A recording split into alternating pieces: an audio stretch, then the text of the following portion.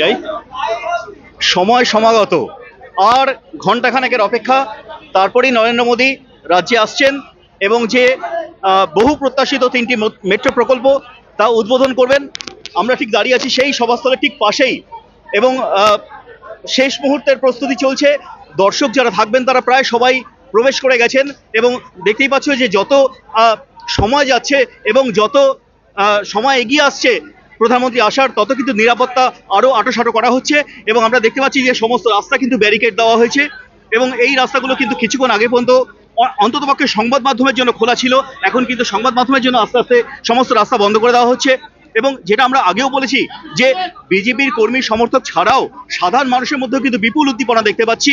এবং এখানে একটু দেখাতে বলবো যে এখানে দেখুন যে ব্যারিকেডের পাশে প্রচুর মানুষ কিন্তু অপেক্ষা করে রয়েছে। তারা কিন্তু বিজেপির সদস্য সমর্থক এমন নয়, তারা প্রত্যেকেই স্থানীয় মানুষ, এমনকি অনেক দূর দূরান্ত থেকে তারা এসছে, এবং তারা প্রত্যেকেই আশা করছেন যে নরেন্দ্র মোদীকে যদি এক ঝলক দেখা যায়, অর্থাৎ যে রাস্তা দিয়ে নরেন্দ্র মোদী আসবেন, যদিও নরেন্দ্র মোদী আমরা এই মুহূর্তে যেখানে দাঁড়িয়ে আছি তার বিপরীত দিক দিয়ে প্রবেশ করবেন সভাস্থলে, তবুও প্রচুর মানুষ এখানে অপেক্ষা করছেন, এবং তারা প্রত্যেকেরই মনের মধ্যে ক্ষীণ আশা যদি এক ঝলক প্রধানমন্ত্রীকে চোখের সামনে দেখা যায়।